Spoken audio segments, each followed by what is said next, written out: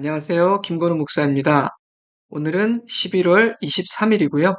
오늘도 다니엘서를 묵상합니다. 12장으로 구성된 다니엘서는 1장에서 6장, 7장에서 12장, 크게 두 부분으로 나눌 수 있다고 말씀드렸는데요. 오늘은 후반부인 7장에서 12장을 함께 묵상하고자 합니다.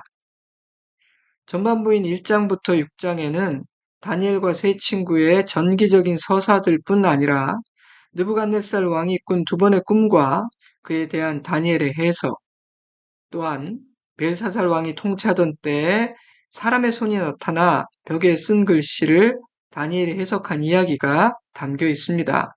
전반부에서도 역사의 주관자이신 하나님의 열방을 향한 심판과 구원 계획이 꿈과 이상의 형태로 계시되고 있다는 뜻입니다. 하지만 전반부에서는 다니엘이 직접 계시를 받은 것이 아니라 왕에게 주어졌고 다니엘은 그 의미를 해석하는 해석자의 역할을 했습니다. 하지만 7장부터 다니엘은 직접 계시를 받는 자가 되고 천사가 나타나 주어진 계시의 의미를 해석해 줍니다. 때문에 전반부는 3인칭을 사용하지만 7장부터는 내가 보니와 같은 1인칭의 시점에서 기록됩니다. 후반부는 다니엘이 본 네 가지 환상을 중심으로 기술되고 있는데요. 이 네 가지 환상은 다니엘의 시대부터 예수님이 오시기 전까지 인간의 역사에서 성취될 일들, 즉 그리 멀지 않은 미래에 성취될 일들에 대한 예언인 동시에 보다 먼 미래인 우리 시대에 성취될 일들과 마지막 때에 완성될 일들에 대한 예언이기도 합니다. 그러므로 네 가지 환상이 예언하고 있는 사건과 나라와 인물들을 정확하게 특정하기란 쉬운 일이 아닙니다. 비유와 상징들로 말씀하고 계실 뿐 아니라 지나온 역사 가운데 일부 성취된 부분도 있기는 하지만 궁극적으로는 아직 성취되지 않은 미래의 일들에 대한 예언이기 때문이죠. 그러므로 작은 뿔은 이 사람을 지칭하는 것이다.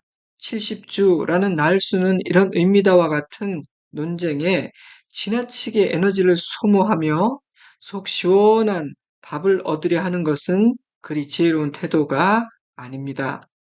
언제나 그렇지만 특별히 아직 성취되지 않은 미래의 일을 다루는 말씀, 예언을 다룰 때는 겸손의 자세가 더욱 필요합니다.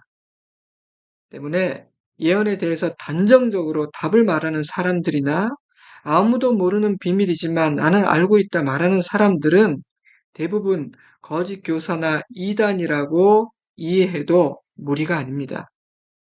하지만 다니엘에게 주신 환상과 천사의 해석은 주님께서 어떤 일을 행하실지에 대한 큰 그림을 그릴 수 있도록 도와주고 지금 행하고 계신 일들을 해석하게 해줄 뿐 아니라 앞으로 행하실 일들을 예측하고 이해하는 데 큰 도움을 줍니다.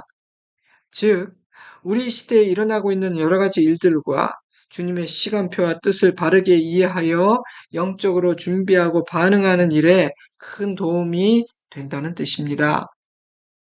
여러분 생각해 보세요. 큰 그림과 관점이 없이 그저 단편적으로만 이해한다든지 우연히 일어난 일이라고 생각하거나 강대국이나 인간의 손에 의해 역사가 흘러간다는 관점으로 사는 사람의 삶과 역사의 주관자는 하나님이시며 성경을 통해 예언하신 대로 역사가 진행되고 있다는 관점으로 사는 사람의 삶에는 얼마나 큰 차이가 있겠습니까? 그런 차원에서 다니엘서의 후반부는 우리에게 실제적인 도움을 주는 아주 중요한 챕터입니다. 환상과 예언이니까 이 부분은 넘어가도 돼. 내 현실이나 나의 삶과는 아무런 관계가 없으니까 이렇게 생각해서는 안 된다는 뜻이에요. 같은 이유로 물론 쉽지 않은 책들이긴 하지만 17권의 선지서들은 오늘을 사는 우리들이 꺼내어 읽고 묵상해야 하는 중요한 책이라는 생각이 들었습니다. 그 어느 때보다 우리의 삶과 역사 가운데 일어나는 수많은 일들을 바르게 해석할 수 있는 성경적인 관점과 해석하는 실력이 필요한 시대를 우리 모두는 살고 있기 때문입니다. 그 해석이 또 그 관점이 우리 오늘의 삶에 지대한 영향을 끼칠 테니까요. 자, 이제 7장부터 12장 사이에 기록되어 있는 네 가지 환상들을 간략하게 정리해 보도록 하겠습니다. 다니엘이 직접 받은 묵시들은 그 환상을 받은 연대 순으로 기록되고 있는데요. 7장에 기록되어 있는 첫 번째 환상은 바벨론의 벨사살 왕 원년, 대략 주전 550년경에 받은 것입니다. 당시 다니엘의 나이는 약 70세 경이었을 것으로 학자들은 짐작하죠. 바벨론은 첫 번째 환상이 예언하고 있는 네 개의 나라 중 첫 번째 나라이며 벨사살은 바벨론 제국의 마지막 왕입니다. 그런데 다니엘서 5장은 이미 벨사살의 죽음을 기록하고 있고요. 6장은 바벨론을 무너뜨린 페르시아 제국의 다리오 왕 때의 이야기를 기록하고 있습니다. 그러니 7장은 상당한 시간을 거슬러 올라가 과거의 이야기를 하고 있는 것입니다. 7장부터는 6장까지의 연대기를 무시하고 다니엘의 환상이란 주제 아래에서 새롭게 연대순으로 배열하고 있는 것이죠. 다니엘서를 전반부와 후반부로 나눌 수 있는 이유 중 하나입니다. 새로운 관점으로 또한 새로운 문학적 양식으로 새로운 연대순으로 이야기를 펼치고 있으니까요. 다니엘은 바다에서 올라온 네 짐승을 보았는데요. 이 첫 번째 환상은 2장에 기록된 느부갓네살 왕이 꾼 신상의 꿈과 상당 부분 일치하고 그 의미가 전체적으로 동일합니다. 이 두 계시 모두 인류 역사의 전개 과정을 가장 포괄적으로 다루고 있으며 마지막 심판과 하나님의 나라의 도래라는 구약의 종말론을 가장 뚜렷하게 제시하고 있습니다. 네 짐승이 상징하는 나라에 대해서는 다양한 해석이 있지만 학자들은 대체로 첫 번째 짐승인 독수리의 날개를 가진 사자는 바벨론 제국을, 곰의 형상을 가진 두 번째 짐승은 메데 바사 제국을, 세 번째 짐승인 새의 날개 넷을 가진 표범은 페르시아 제국 또는 그리스, 헬라 제국을 의미한다고 설명합니다.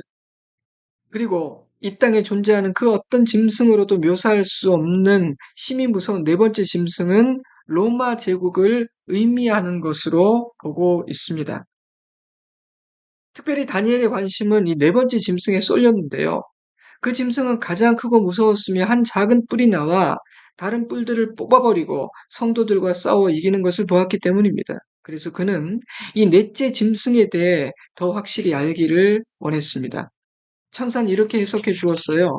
다니엘서 7장 23절.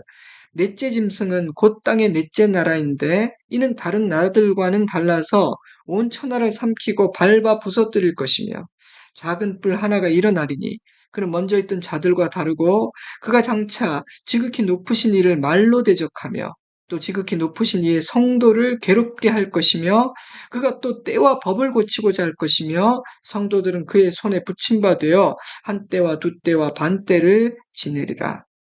학자들은 이 작은 뿔은 말세에 나타날 적 그리스도이며 육신의 모양을 한 사탄이라고 설명합니다.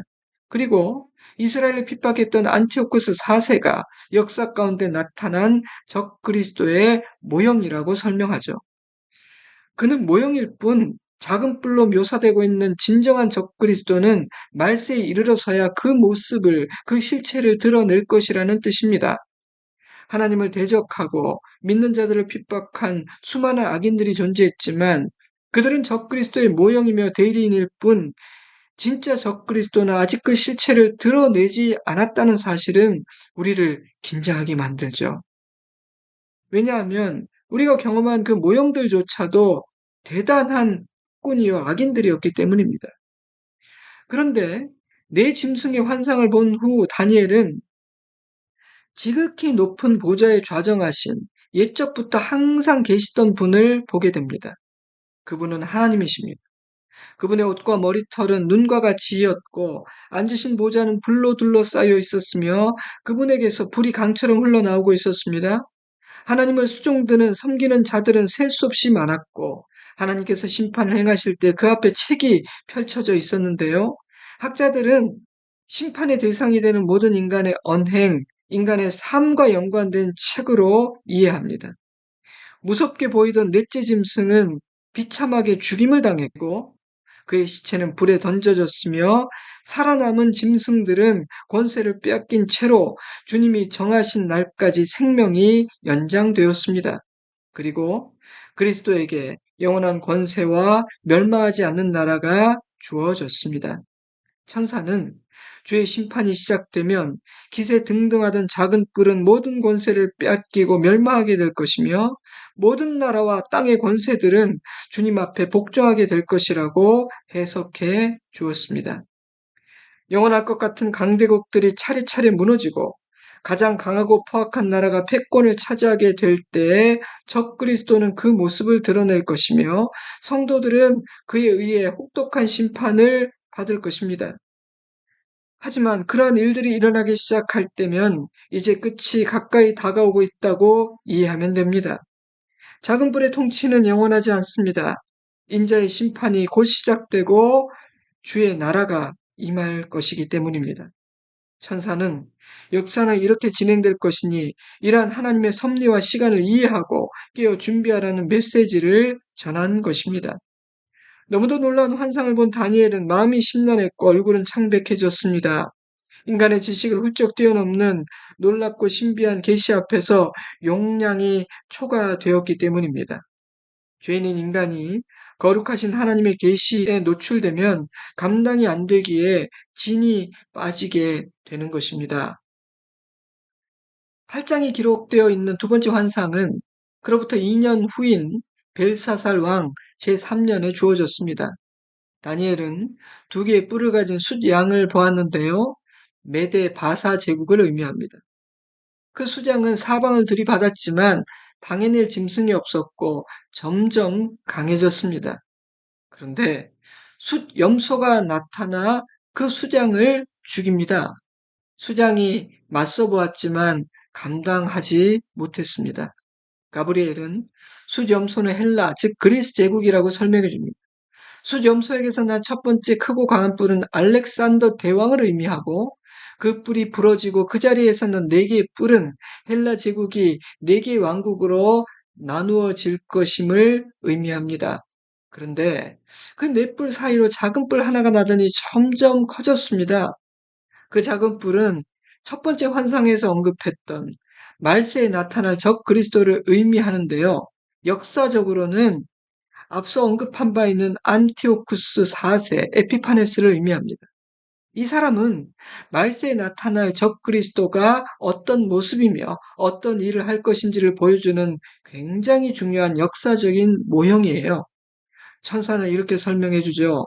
다니엘서 8장 23절. 이 네 나라 마지막 때 한 왕이 일어나리니 그 얼굴은 뻔뻔하며 속임수에 능하며 그 권세가 강할 것이나 자기의 힘으로 말미암은 것이 아니며 그가 장차 놀랍게 파괴 행위를 하고 자의로 행하여 형통하며 강한 자들과 거룩한 백성들을 멸하리라.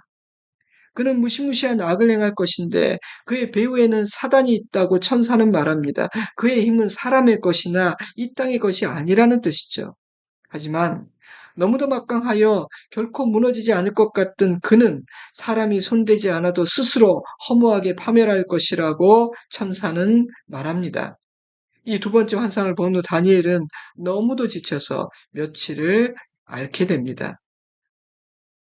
9장 20절에서 27절에 기록되어 있는 세 번째 환상은 다니엘이 기도하던 중에 받은 70일에 대한 예언입니다.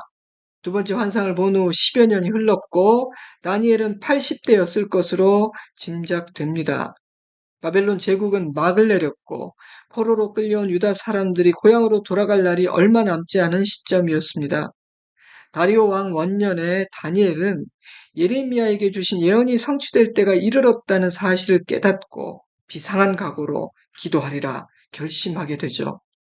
베옷을 입고 죄를 덮어쓰고 금식하며 기도했는데요. 회개의 기도를 드렸고 주의 백성들의 회복을 간구했습니다. 하나님은 기도하는 다니엘을 격려하기 위해 가브리엘을 보내 주님께서 행하실 일들에 대해 말씀해 주시는데요. 이 세 번째 계시는 그 의미를 정확하게 파악하기가 어려운 참 쉽지 않은 어려운 예언이에요. 70일이라는 날수의 의미에 대해서도 의견이 분분합니다. 일치된 하나의 해석이 없다는 뜻이에요. 하지만 이 계시의 핵심은 이렇게 정리할 수 있습니다. 하나님은 마지막 심판의 날에 이르기까지의 그 마지막 시간을 70일이라는 표현 안에 담으시고요. 하나님의 구원의 역사가 어떻게 진행되고 완성될 것인지 그 전개의 기본적인 얼개와 패턴을 알려주고 계십니다. 이른 이래라는 시간 동안 성취될 일들은 다음과 같습니다. 첫째, 하나님을 대적하는 모든 반역이 끝나게 될 것입니다. 둘째, 모든 죄가 봉인되고 권세를 잃어버리게 될 것입니다.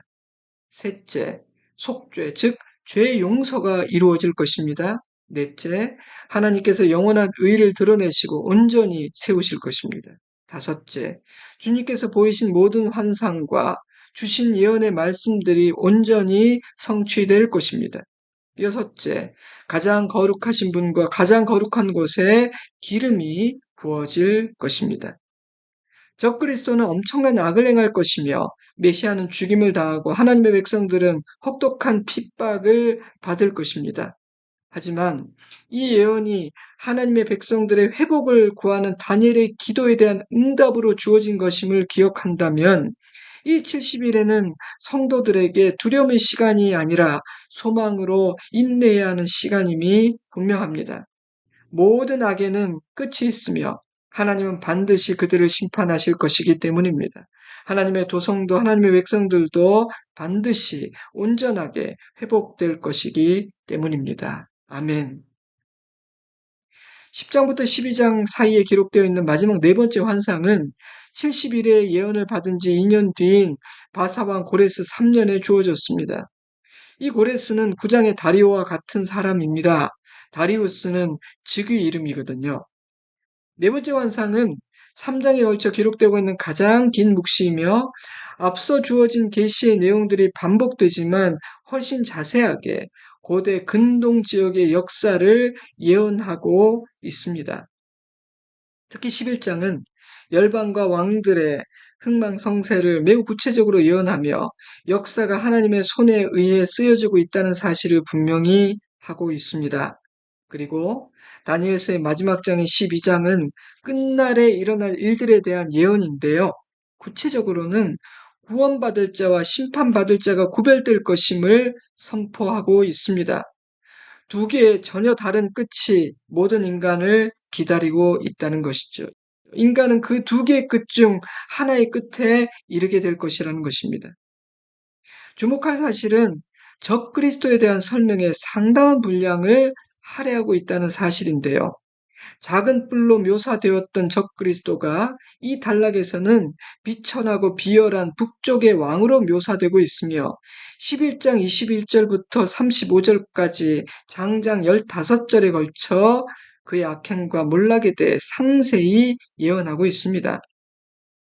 네 가지 환상 모두에서 적그리스도의 출현과 그의 악행이 이토록 강조되고 있다는 사실은 우리에게 많은 시사점을 줍니다. 마지막 때를 사는 성도는 적그리스도의 출현에 대해 영적으로 민감해야 하며 그의 존재와 역사를 분별할 줄 알아야 하고 그의 핍박과 악행에 대비하기 위해 영적으로 무장해야 할 것입니다. 또한 그의 출현은 주의 날이 가까이 다가왔다는 사인임을 알고 소망을 잃지 않아야 할 것입니다.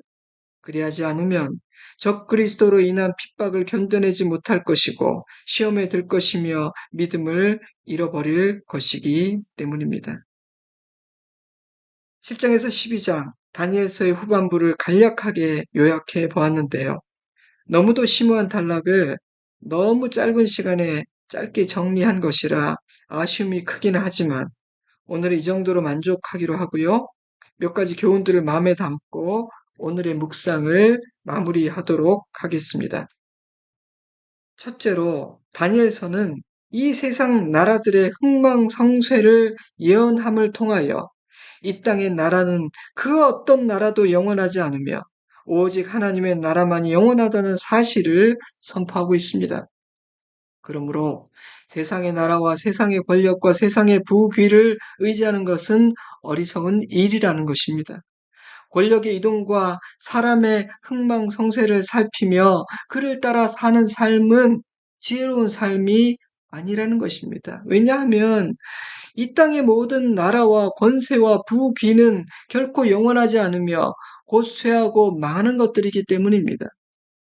우리는 하나님의 나라를 소망하고 영원한 왕이신 하나님만을 의지해야 합니다.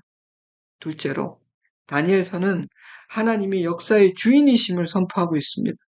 인간의 눈에는 강한 나라가 역사를 쓰고 돈과 권력이 역사를 움직이는 것처럼 보입니다. 그러나 역사를 쓰시고 나라와 인간의 모든 역사를 운행하시는 분은 하나님이십니다.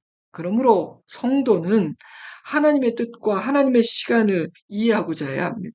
역사의 주인이신 하나님의 말씀에 더욱 집중해야 하며 그 뜻을 깨닫고자 해야 하고 그 뜻에 순종하고자 해야 합니다. 셋째로, 다니엘서는 성도는 하나님의 구원의 계획을 이해하고 깨어 있어야 한다고 말하고 있습니다. 적그리스도가 등장할 것입니다. 성도를 향한 핍박과 시련의 시간을 통과해야 할 것입니다. 그 시간은 결코 만만치 않은 시간일 것입니다. 그러므로 깨어 있어야 합니다. 전신갑주를 취해야 합니다. 믿음을 더욱 굳건히 해야 합니다. 환난과 핍박의 시간은 주님께서 예정하신 이미 가르쳐 주신 일이며 구원과 완성을 향해 가는 과정임을 깨달아 낙심하지 않고 소망 중에 인내해야만 합니다. 넷째로 다니엘서는 역사와 사건과 상황들을 바르게 이해하고 해석할 수 있는 영적인 관점과 해석의 실력을 길러야 한다고 도전하고 있습니다. 하나님은 사랑하는 자기 백성들에게 하나님의 구원 역사가 어떻게 진행되고 완성될 것인지 그 전개의 기본적인 얼개와 패턴을 다 알려주셨습니다. 왜냐하면 사랑하는 당신의 백성들이 아무런 그림도 관점도 없이 그냥 하루하루를 사는 자가 아니기를 바라시기 때문입니다. 사랑하는 성도 여러분, 우리 모두에게 하나님의 말씀으로 나의 삶과 이 시대의 일들을 해석해내는 그런 영적인 관점과 실력이 있기를 주님의 이름으로 축복합니다. 마지막 다섯째로 다니엘서는 구원받는 자와 구원받지 못하는 자가 있다고 말합니다. 다니엘서의 마지막 장인 12절에 기록된 하나님의 말씀 몇 구절을 읽어드리겠습니다. 땅의 티끌 가운데 자는 자 중에서 많은 사람이 깨어나 영생을 받는 자도 있겠고 수치를 당하여서 영원히 부끄러움을 당할 자도 있을 것이며 지혜 있는 자는 궁창의 빛과 같이 빛날 것이요 많은 사람을 옳은 대로 돌아오게 한 자는 별과 같이 영원토록 빛나리라. 많은 사람이 연단을 받아 스스로 정결하게 하며 희게 할 것이나 악한 사람은 악을 행하리니 악한 자는 아무것도 깨닫지 못하되 오직 지혜 있는 자는 깨달으리라. 아멘. 다니엘서는 이렇게 마무리됩니다. 이 아침 함께 말씀을 묵상하고 있는 우리 모두가 연단을 받아 정결하게 되는 자, 주님의 말씀을 깨닫는 지혜로운 자 되기를 주님의 이름으로 축복합니다. 아멘. 이제 개인적으로 잠시 기도하는 시간을 갖도록 하겠습니다. 저는 주일에 뵙겠습니다. 사랑합니다. 축복합니다. 건강하십시오. 평안하시기를 바랍니다. 샬롬.